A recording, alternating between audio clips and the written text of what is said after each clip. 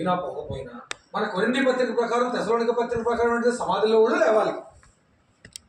ఏది ఏబేలు మొదలుకొని ఇక్కడ మనము వారితో కూడా కలిసి ఏకముగా కొనిపోదాం అని ఉంది. కాట్ అప్ టుగెదర్ అని ఉంది ఇంగ్లీష్లో. అందరం కలిసి మధ్యాకాశానికి వెళ్తాం. మధ్యాకాశంలో పైన 7 సంవత్సరాలు, క్రింద ఈ శ్రమల కాలం. ఇది అయిపోయిన తర్వాత జకర్యా గ్రంథంలో చెప్పబడినట్లు ఏం చేస్తాడు ఆయన? పరిశుద్ధుల పరివారంతో కిందకి దిగి వస్తాడు. అప్పటికి వీళ్ళు కళ్ళు తెరవబడి ఎస్ఐ కొరకు ఏడుస్తూ ఉంటారు. 144,000 మంది ఏమో యూదులు. ఏమండి 144,000 మంది అని మీరు అనొచ్చు. 144,000 మంది కాదండి, ఎవరూ లెక్కింపదాలని మహాసమూహం మారుతారు శ్రమల కాలం. కానీ ఈ 144,000 మంది రిజర్వ్డ్ పీపుల్. వీళ్ళు మస్ట్ ఓపెన్ కాంపిటీషన్లో 1,00,000 మంది కూడా ఉంటారు. ఇప్పుడు రిజర్వేషన్ సీట్లు అని ఉంటాయి కదా, ఎస్సీలకి 2 సీట్లు, బీసీలకి 3, ఎస్టీలకి 5 అని ఉంటాయి. అక్కడ ఆపేద్దామని కాదు, ఓపెన్గా ఎవరికైనా టాప్ మార్క్స్ వస్తే మళ్ళీ వాడికి మళ్ళీ ఇవ్వాల్సిందే సపరేట్గా. మళ్ళీ ఈ మాత్రం మస్ట్గా ఇవ్వాలని అర్థం. ఇప్పుడు ఇక్కడ ఏమవుతుంది మనకి? వీళ్ళు ఎక్కడి నుంచి వచ్చిన రీతి ప్రకటన గ్రంథంలో వీరు మహాశ్రమల నుంచి వచ్చిన వారు, ఆయా భాషలు మాట్లాడే వారిలో నుంచి, ఆయా జాతుల నుంచి గొర్రె పిల్ల తన స్వరక్తం ఇచ్చి కొన్నవారు వీరు. ఎందుకు? అంత్యక్రీస్తు దంచుతుంటే అప్పుడు బుద్ధి వస్తుంది చాలా మంది. ఎక్కడైనా అంతే కదా, నయాన్న మాట్లాడినోడు భయాన్న మాట్లాడాడు.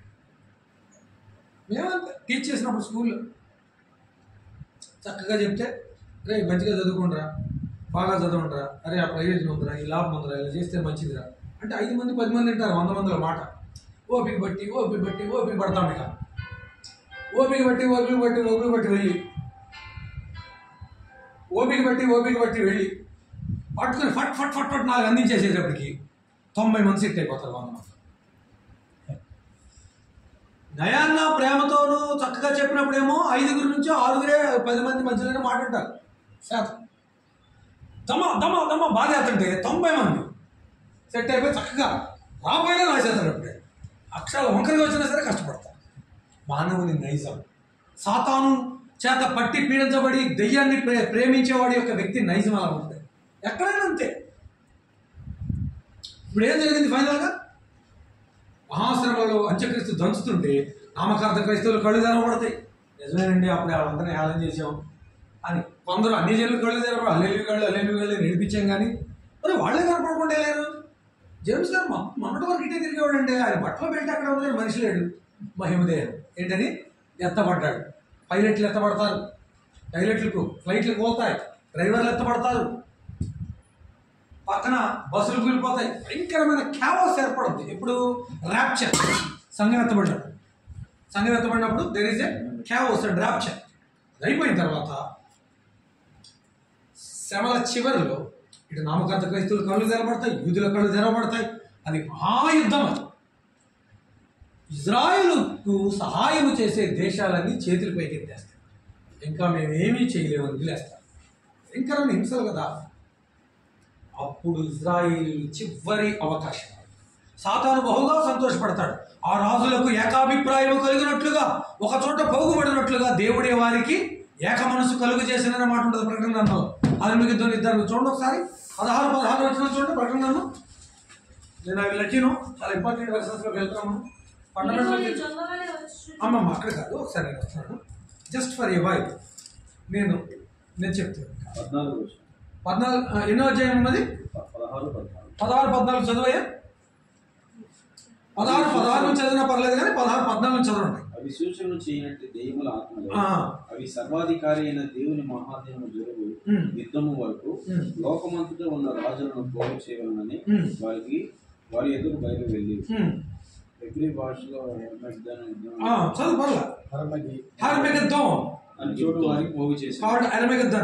ఇదిగో నేను దొంగ వలె వచ్చుచున్నాను. అక్కడ వారికి ఏకాభిప్రాయం కలుగ చేశాను అనే మాట మీకు వస్తే ఇక్కడ 17 అధ్యాయం 17 వచ్చిన రండి ఒకసారి. వారందరికీ 17 దేవుని మాటలు నెరవేరు వరకు వారు ఏకాభిప్రాయం గలవారై తమ రాజ్యమును ఆ మృగమునకు ఏ మృగం? ఇది క్రూర మృగం, రాజకీయ నియంత, బహుగా హింసించేవాడు సంఘాన్ని. అప్పగించుట వలన తన సంకల్పము కొనసాగించినట్లు దేవుడు వారికి బుద్ధి పుట్టించింది. దేవుడు వారికి బుద్ధి, వాళ్ళందరికీ ఒక యూనిటీ వస్తుంది. ఎవరు? ధర్మ విరోధులందరికీ, క్రీస్తు విరోధులందరికీ యూనిటీ వచ్చి మహాశ్రమల కాలం చివరిలో ఒక యుద్ధాన్ని ప్రకటిస్తారు ఆర్మగిద్దరు స్థలం. వాళ్ళందరినీ కావాలని ఆ బుద్ధి దేవుడే పుట్టించాడు. అందరూ ఒకే చోట తీసుకొస్తాడు. ఇజ్రాయేలీలు తాము పొడిచిన వారి వైపు తిరిగి ఒక ఏక కుమారుని కోల్పోయిన కుటుంబము రొమ్ము కొట్టుకుని ఏడ్చినట్లుగా ఏడుస్తారని జకర్యా గ్రంథం. అయ్యో దుర్మార్గుడినేమో నెత్తి మీద ఎక్కించుకున్నాం. ఇది ప్రేమతో వచ్చి ఇంతకాలం మనల్ని ప్రేమించి మనకి అన్నీ అనుగ్రహించినట్టు రక్షణ అనుగ్రహించిన రక్తం కార్చి ప్రాణం పెట్టిన ప్రేమమూర్తిని బాధ పెట్టామని వాడు దగ్గర 3.5 సంవత్సరాలు రోధిస్తారు. ఎన్ని సంవత్సరాలండి? 3.5. సహాయం కొరకు ఎదురు చూస్తారు, కన్నీరు కారుస్తారు, మొరపెడతారు.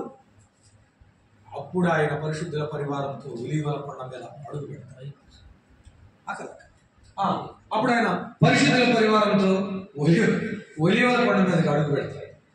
ఆ ఒలీవల కొండ కుడి తట్టుకు ఎడమ తట్టుకు విడిపోగా మధ్యలో ఒక గొప్ప లోయ అంటారు. ఆ లోయలో మీరు తర్వాత చదువుకోండి, మనందరికి తెలిసిన అధ్యాయం 14 ఒకసారి అది కాదు, అది కూడా ఓకే. 14:4 పక్కన రాసుకోండి. ప్రకటన 14:4 పక్కన యెషయా 63 అని రాసుకోండి. ఈ 2 చోట్ల ఉంటుంది. ఏ విధంగా ద్రాక్షల గానుగను తానే తొక్కుతాడు.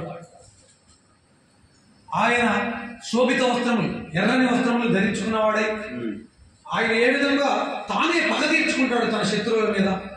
తన బాహువే తనకు సహాయమైంది. సహాయము చేయవారు లేకుండా చూచి తాను ఆశ్చర్యపడ్డాడు.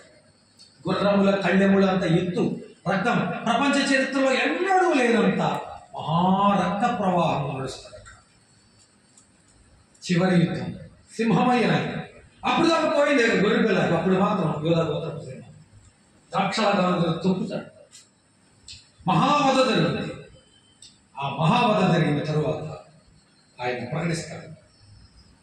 అదే ఆర్మగెద్దోను యుద్ధాన్ని ముగించి తన ప్రజలను ఆదరించి సాతాను అనుకుంటాడు, సరే మెస్సయ్య రాకుండా ఇజ్రాయేల్ జాతిని నాశనం చేద్దాం అనుకున్నాను కానీ చేయలేక, మెస్సయ్యను లోకానికి అందించినందుకని ఈ జాతిని నాశనం చేయాలి, చేసేస్తానికి జాతి మిగలదనుకున్నాడు. సంతోషపడతాడు. నాశనం అయిపోతారు, ప్రపంచంలో ఇజ్రాయేలీలు ఉంటారు అనే సమయానికి ఆయన ఒలీవల కొండ మీద దిగుతాడు.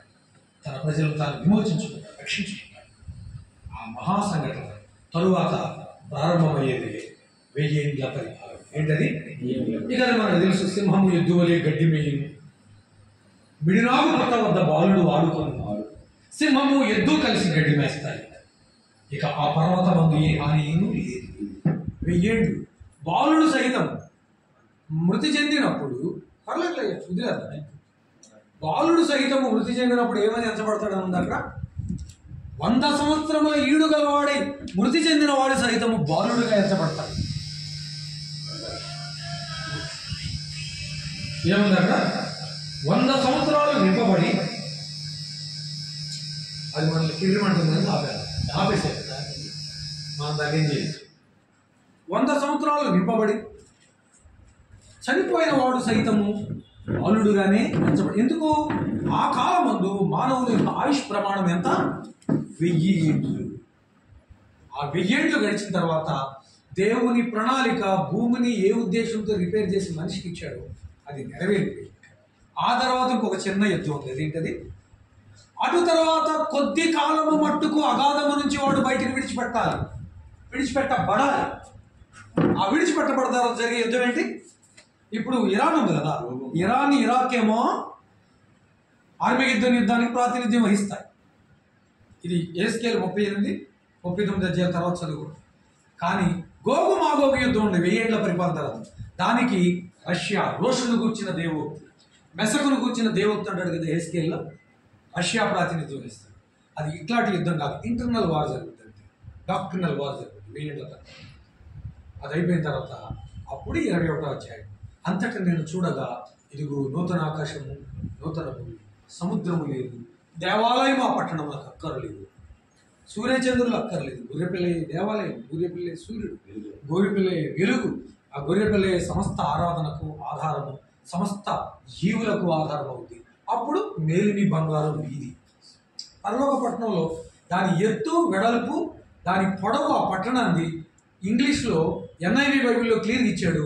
ఒక్కొక్క పట్టణం యొక్క పొడవు 2200 కిలోమీటర్లు అన్నాడు. వెడల్పు 2200 కిలోమీటర్లు అన్నాడు. ఎత్తు కూడా 2200 కిలోమీటర్లు. ఒక పట్టణం యొక్క ఎత్తు 2200 కిలోమీటర్లు అంటే కొన్ని పునాదికి తీసేద్దాం 200 కిలోమీటర్లు. 2000 కిలోమీటర్లు ఎత్తు అంటే ఆ బిల్డింగ్స్ ఎంత ఉండొచ్చు, దానికి అంతస్తులు ఎన్ని ఉండొచ్చు అంటారు? బుర్జ్ ఖలీఫా ఉంది కదా, 1 కిలోమీటర్ వస్తుందా దాని ఎత్తు? కాదు, క్యూబిక్ అంటారండి. కాదు మళ్ళీ బయట ఉంది దానికి. నేను అదే అనుకున్నా, పుట్టి పట్టణమే అనుకున్నా.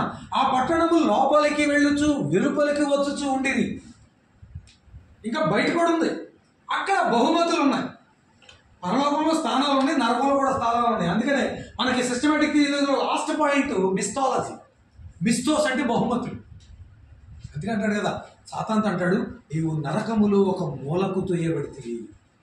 మూల ఉండే వేడి వేడు, మధ్యలో ఉండే వేడి వేరు, రకరకాల వేళ్ళు ఉన్నాయి. ఉన్నమాట నిజం. అందుకని మిస్టాలజీ అనేది ఇంట్రడ్యూస్ చేశారు. ఇప్పుడు మనం ఇంపార్టెంట్ పాయింట్లోకి వెళ్తాం. మీరు ఏమన్నా అనుకోండి, ఈ చాలా కావాల్సిన ఫండమెంటల్స్ ఈ తెలియకుండా బైబిల్ కాలేజీ లైబ్రరీలో పడి ఒకరోడు బీటీహెచ్ అయిపోయిన తర్వాత నా దగ్గరికి వచ్చాడు. వచ్చి అడిగారు, మమ్మల్ని వెళ్తాగానే లైబ్రరీలోకి వెళ్ళమంటారు. ఆ లైబ్రరీ ఏంటి, ఏ స్కాలర్ ఏది సబ్జెక్ట్ అనేది బుక్ ఇచ్చాడు, అసలు ఏ సబ్జెక్ట్కి ఏ బుక్ రిలేటెడ్ మాకు తల తెలియదు, తోక తెలియదు. మమ్మల్ని లైబ్రరీ వెళ్తే మేము ఏం చేస్తామండి, ముగింపు దగ్గరికి వచ్చేటప్పటికి మాకు వాటికి వాడు తెలుస్తుంది. మాకు ఏం అర్థం కాలేదండి. ఈ బుక్స్ చూసిన తర్వాత ఓకే, ఈ స్ట్రీమ్ లైన్లోనికి ఈ సబ్జెక్టు ఈ చాప్టర్ ఈ టాపిక్ ఉంటుంది అప్పుడు అర్థం ఉంటుంది. ఒక ఆమె బీసీఎస్ చేసి వచ్చింది, ఎంసీఎస్కి జాయిన్ అయింది మన దగ్గర. బీసీఎస్ మాట్లాడితే హైదరాబాద్ వెళ్ళిపోతుంది. నేను బీసీఎస్ చదివినప్పుడు నాకు ఏమో అర్థం కాలేదు. బుక్స్ చూసిన తర్వాత అర్థమైందండి సింపుల్గా. ఓహో, ఇలా డివైడ్ అవుద్ది ఆ సిలబస్ అంటున్నారు. ఇలా మీరేం కంగారు పడొద్దు. పెద్ద బిల్డింగ్లు చూసి టిప్ టాప్గా నడుస్తుంటే వీళ్ళు గొప్పవాళ్ళు అయిపోయారేమో, ఈ వీళ్ళు ఇదక్కడ. సో ఎవడు యథార్థత కలిగి వినయము గలవాడే, దీన మనసు గలవాడే వెతుకుతాడో వాడికి తన మర్మాన్ని బయలుపరుస్తాడు. కానీ దేవుడు పెద్ద పెద్ద బిల్డింగ్లోకి వెళ్ళిపోయి కూర్చుంటాక ఆయన ఏమన్నా రాజకీయ నాయకుడు కాదు. జనాలు ఎక్కడ ఎక్కువ ఉంటే అక్కడికి వెళ్ళిపోయి కూర్చుని సంకలు తెలుసుకోవచ్చాక ఆయన ఓట్లతో పనేమి లేదు. అవన్నీ ఉండవు. లాస్ట్కి ఎన్ని 60,000 ఓట్లు పడినాయి. 7 లక్షల మంది దగ్గర స్టార్ట్ అయితే ఎక్కడ ఐగుప్తులో 7 లక్షలు వేసి దేవునికి మనస్ఫూర్తిగా ఓట్లు వేసిన వాళ్ళు 6-7 వచ్చారు. మేము రీసెర్చ్లో అంటే ఇద్దరని లిటరల్గా ఉంటుంది, అక్షరార్థంగా. థియలాజికల్గా కౌంట్ చేస్తే 6 ఉంటారు. ఇంటర్నల్ మీనింగ్ లేదు. 0.1%, 0.001% అండి. 7 లక్షలకి ఎంతమంది మిగిలేరండి? ఒక 7 అనుకున్నాం. కొన్ని లేడీస్ని కూడా వేద్దాం, వాళ్ళ భార్యలు కూడా ఉన్నారు. దేవుడు ఏమైనా కంగారు పడ్డా? వాళ్ళ గురించి సృష్టి ధర్మాన్ని మార్చలేడు కదా. ఎవడో తన స్వార్థం కొరకు ఎదురు తిరుగుతున్నాడు దేవుడు నీతి మీద, నీతి కొరకు నీతి మీద ఎదురు తిరిగాడు. దేవుడు వాడిని తృప్తిపరచడానికి తన యావత్ సంకల్పాన్ని మార్చేసుకుంటాడండి. మార్చడు. మనం మన పద్ధతులు మార్చుకున్నామా సరే, లేకపోతే 7 వెళ్తా. చెప్పాడు కదా, అక్కడ నయాన్ని వినకపోతే రేపు దంచుతాడు వాడు వచ్చి. ఇప్పుడు చక్కగా నేర్పుతున్నాం, బైబిల్ ట్రైనింగే కానీ రక్షణ వాక్యమే కానీ చక్కగా అందుతుంది. రేపు వాడు వస్తాడు, ఎటువంటి శ్రమలు అని చెప్పాడు అన్నాను యేసు ప్రభు మత్తయి 24లో. అయ్యో అన్నాడు. ఆయన అయ్యో అన్నాడంటే అవి మహాశ్రమ కలిగిన దినములు. సృష్టి ఆరంభము నుంచి అంటే శ్రమ కలుగలేదు, అటు తర్వాత ఎన్నడూనూ కలుగు. ఎంత హింసిస్తాడంటాడు. ఎంత హింసించకపోతే ఆ మాట అన్నాడు 24వ అధ్యాయం మత్తయి సువార్తలో ప్రభు. క్రూర మృగం అని ఉంటే పేరు పెట్టారు అడిగి. అంత క్రూరంగా హింసిస్తాడు. చిన్న చిన్న హింసలు జరుగుతున్నాయి అక్కడక్కడ. దానికే మనం బాధపడిపోతాం. కొన్ని ఘోరంగా కూడా జరుగుతున్నాయి అనుకోండి. శాంపుల్గా మనకి మొన్న మణిపూర్లో జరిగినట్లు. అవి మామూలు హింసలేం కాదు. ఏవీ సాటి రావట్లేదు.